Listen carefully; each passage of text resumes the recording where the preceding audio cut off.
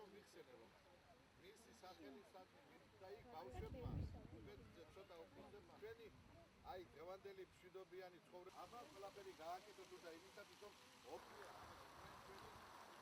თავისი სიცოცხლე შეალია ყველაფერი გააკეთეთ მუშაობს ჩვენ სტრუქტურებში არის აქციაში ვის იმძოდა აფხაზეთში ჩემ თვალწინ ხდებოდა ეს ზონა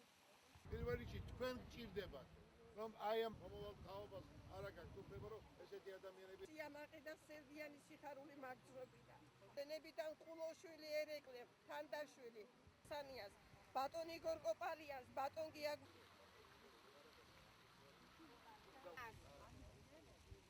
ეწვიე მოძმეთ გახაზეთმა მიგიხმოთ შველად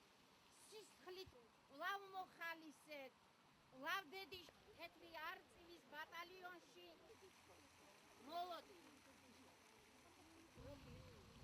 განთიაძე ასეთი შეხვედრები სადაც დედები გლოვებენ დაკარგულ შვილებს როგორც თბილისში ასევე ზუგდიდში თუ ბათუმში სოხუმში გუდაუთაში გაგრაში მრავალია სამწუხაროდ ამ თუ იმ ომში დაიღუპა ბევრი აფხაზი და ქართველი დაიღუპნენ ახალგაზრდები დაიღუპა ჩვენი შესანიშნავი გენოფონდი და მათ შორის არის დაკარგული გია მარტიაშვილი მას ყავდა შესაძლებელია მეგობარი იქ ეგურ გაღმა რომელიც წინააღმდეგ მას მოუწია ბარიკადების მეორე მხარეში ყოფნა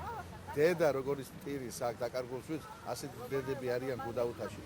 სოხუმში და მე მინდა და ვისურვებდი რომ ეს დედები შვილ დაკარგული დედები შეხვდნენ ერთმანეთს და მოეფერონ ალერსი უთხრან ერთმანეთს დაიტირონ ერთმანეთთან უბეში თავიანთი დაკარგული შვილები და იზრუნონ ხვალდელ დღეზე ხვალდელ მომავალზე და გააკეთონ ყველაფერი იმისათვის რომ მსგავსი ომები ავაცნოთ ამ სამყაროს მსგავსი ომები ავაცნოთ ჩვენს ხალხებს რამე თუ ხვალინდელი დღე უფრო ნათელი იქნება თუ ასეთი განცდით ჩვენ ვიცხოვრობთ დღეს შემთხვევით სიხარულის დღე და სიამაყის დღეა მაგრამ სიმწუხარის დღეც არის ეს ადგილი შეირჩა იმის გულისთვის რომ აქ სწავლობდა ჩემი შვილიშვილიც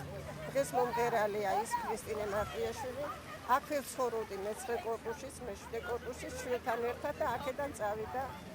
ტერიტორიული მთლიანობისათვის ბრძოლაში რა თქმა უნდა გაიპარა აფხაზეთის დედებს მინდა მიმართო ისინი იქ თავიანთ შვილებს მოდი ჩემო აფხაზო დედებო ჩემო საყვარელო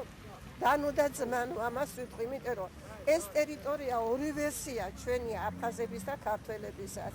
და მოდი ერთად ვიტიროთ ერთად ვიმხიარულოთ ერთად ვიცინოთ და ერთმანეთი გავამხნევოთ უნდა შევრიგდეთ და ეს ტირილი სიცილად შევცვალოთ რას ვიზავთ ეს ჩვენ ომი არ იყო ეს უნიჭო პოლიტიკოსების ომი იყო ემოციების ომი იყო და 23 წლის მერე მოდი ისევ შერიგირისკენ ვიფიქროთ